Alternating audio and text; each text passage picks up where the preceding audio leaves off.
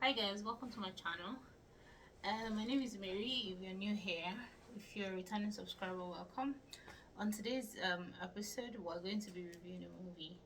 So long time no video. I saw this movie and I just thought I definitely have to say something about it. So it's on Netflix and it's called Adolescence. And guys, I don't even know where to start. Okay, first of all, go binge on my other content, like look through my channel. There's something for everyone. It basically chronicles travel, film, and everything in between, right? I feel so strongly about this movie and I have opinions.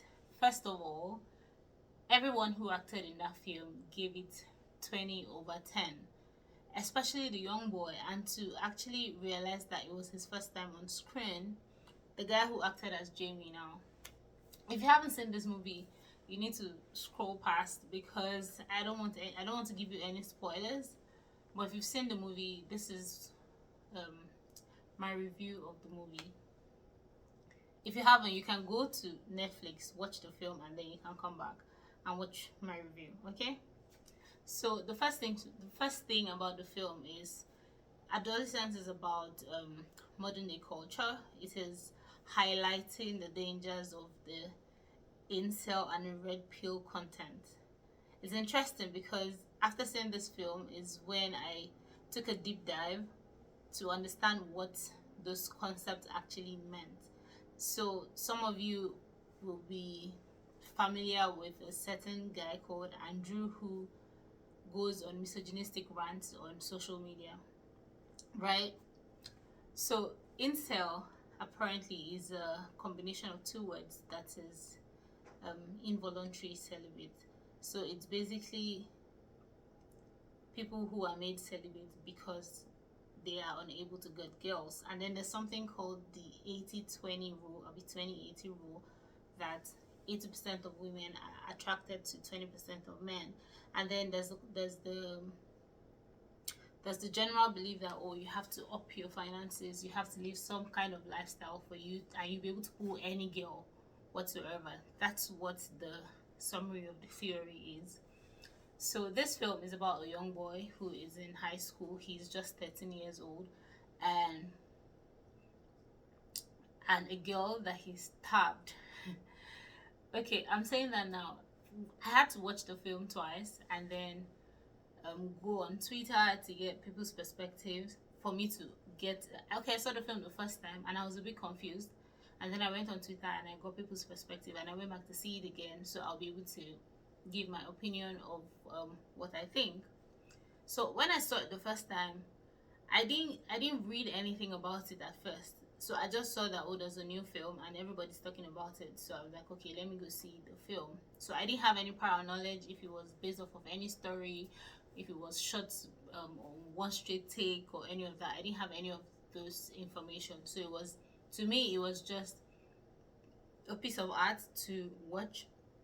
And typically, um, with crime dramas, there's always like a twist. There's always something. There's a highlight. There's a point where you get the full picture, and then you get like what the motivation was for the crime and all of that.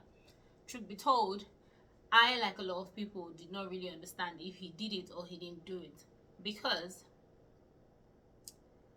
there's the whole piece of evidence that actually shows that he did it. It was not a clear video that was shown to the audience. It was a video that looked, to me, when I first saw it, I thought he was just punching her. I thought that's what it was.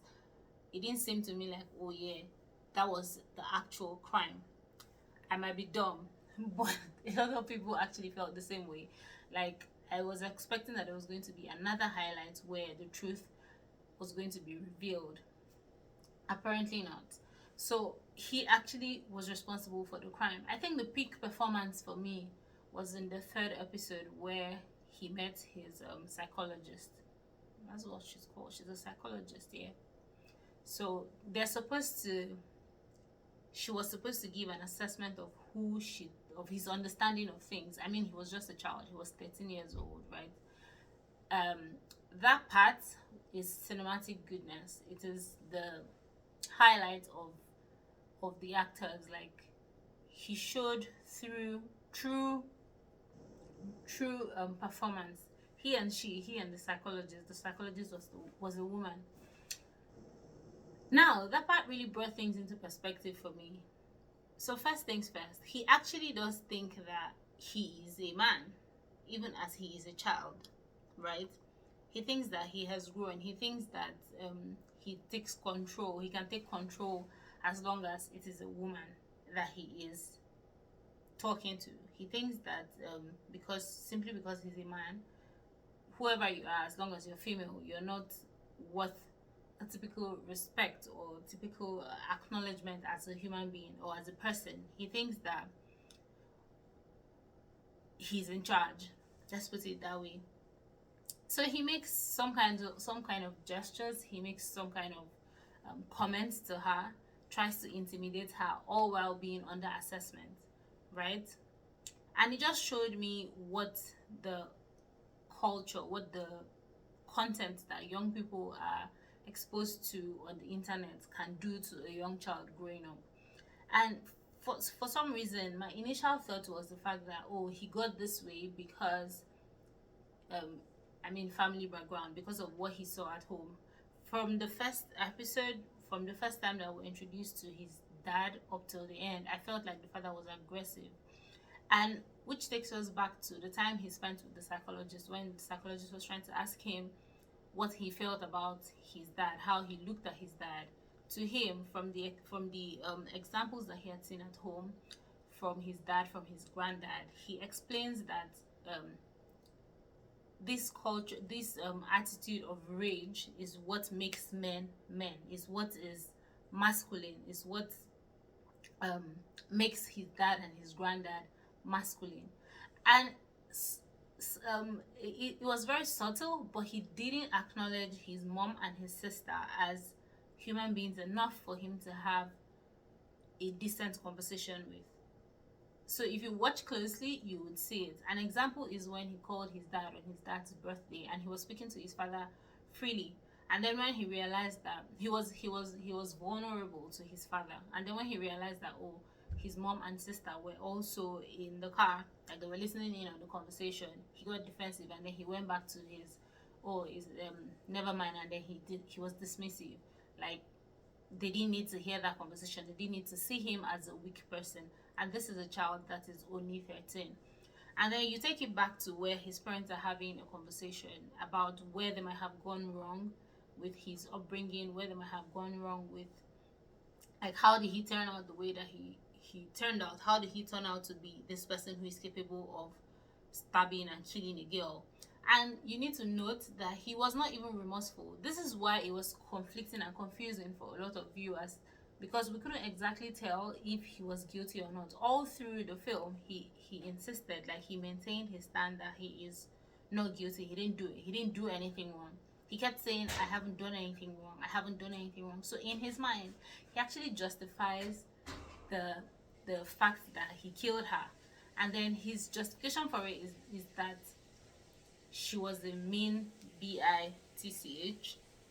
And for some reason, to him, to all the content that he has, to the conditioning that he had been conditioned to all his life, if a woman is mean to you, it's okay whatever you do to them. That's misogynistic, you think.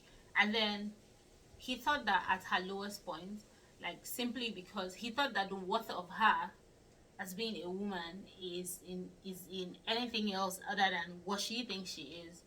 So there's a point where he confessed to the psychologist that her pictures, her semi-unclouded pictures, had been sent around the school, and then he thought that was the time for him to pounce, and he asked her out, and she still turned him down, and she was laughing over it, and which made her proceed to drop those emojis under his post on Instagram, which translated to mean, you think you're going to get it, but you're not going to get it. So he thought that, oh yeah, at the time when she's at her lowest, I can come in and then she'll have no other choice but to come to me. But to his greatest shock, she still stood her ground. I was like, no, you're not, like, you're still not worth it. And bullying is also a factor. We'll come to that later. But the ultimate lesson for me, what I took out from it is the fact that this guy did not have enough of the fatherly slash parental attention at home. He struggled to mirror his dad. He struggled to be his dad struggled to be affectionate with him. He didn't exactly teach him the values that will make him feel like he is enough. I mean, he was a very handsome boy, but he thought of himself as he was ugly because simply because he was unable to pull girls. And that is what led him to the point where he thought that, who gave you the right to reject me? So I'm going to kill you. That's what he meant. And there's a part where his dad is saying his own father whooped him, and he swore that he's never going to do that to any of his kids. This is something that I read somewhere long time ago, that sometimes as parents we strive to give our kids the things that we didn't have, and then we forget to give them the things that we actually had. So he made the decision not to he made the decision not to whoop his kids, but then he forgot to actually draw this boy close to him and teach him the other values that makes him feel like he's complete, like he's a man. His son confessed, Jamie confessed, that he didn't even know, like his dad did not know that he was skipping classes, he didn't like sports. To his father, he was opening him up to all of these opportunities, like trying different things. If this is what you like to do, let's try it. But he never really spoke to him to ask him, okay, what do you want to do? And like whatever you decide to do, I will be proud in it. That's a deficiency that he had from home. And then he sought validation outside. They also acknowledge, his parents also acknowledged that, oh, he was watching stuff late into the night. Nobody bothered to check what it is that he was watching. Nobody was I mean, in this age and time, it's very difficult for you to actually monitor what your kids are exposed to on the internet, which is what brings us back to like the family unit. If, I mean, with the grace of God, but if if you actually ground children at home, like you teach them the values that are important, there's like less chances of them being influenced by the things that they hear outside. If you teach them the values that are important at home, when someone says something stupid outside, when somebody says something that is against the values that they know to be true and just and right and fair to everyone, they will be able to pick and know that, oh no, this is not right, and my value do not lie in the, for a boy, my values do not lie in the amount of girls that I'm able to pick, and for the girls, my value does not lie. I feel like I'm speaking rubbish right now, but for as a girl, your value is not in the number of men that chase after you, and for a man, your value is not in the number of girls that you're able to pull, right? So if you know this from home, so we need to, it's more difficult now to raise kids because you have to be very attentive. You cannot control everything that they ingest on the internet, which is what this film was trying to highlight. Most of this wild takes on the internet is what leads young boys to think that, yeah, they have authority over a woman, and then they can do whatever it is that they want to do. And if a woman there turns them down, it becomes a crime of love or a crime of passion. Like, who gave you the right? These are all of the things that were highlighted in the film. I feel like there's so many other things that I wanted to say, but of course, as usual, I didn't make a note, so I'm just speaking from my head. And his father was also dismissive to his mom, which is what he learned from home. That's where he learned that from home, and then it was the content he was watching on the internet brought him to this point. I want to commend the fact that this guy was very manipulative, which is why a lot of people were wondering, did he do it or didn't he do it?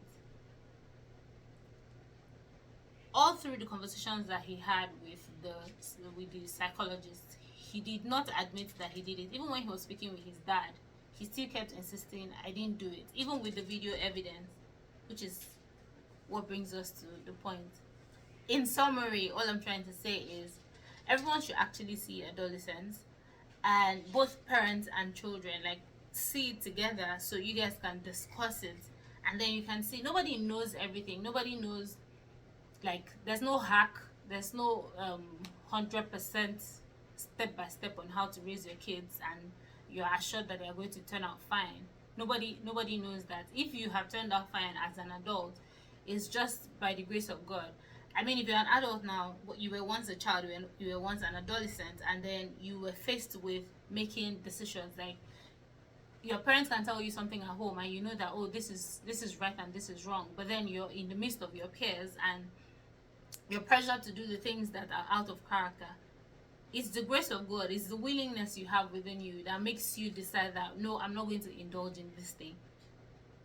There's one thing for your parents to actually tell you, then there's another thing for the child to do it. But as parents, you need to do it. You need to pay more attention to the kids. And then as the children, you have these conversations, these frequent conversations with them, which is this film has given you like a material to have these kinds of conversations. You have the conversations with them and then make them understand that, oh, look, this is what is right, this is what is wrong. Which brings me to the next point I was going to make. The next thing that the film also highlighted, it's bullying.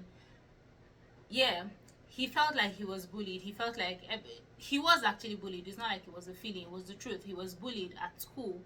And I always do not understand why. I saw a tweet where someone said his son was bullied in school and then he punched the bully in the face and his son got suspended. And I'm like, I never ever get that. It's always shown in films. Like the bully always goes scot-free. He or she can say or do whatever it is that they want to do. There's lots of reports.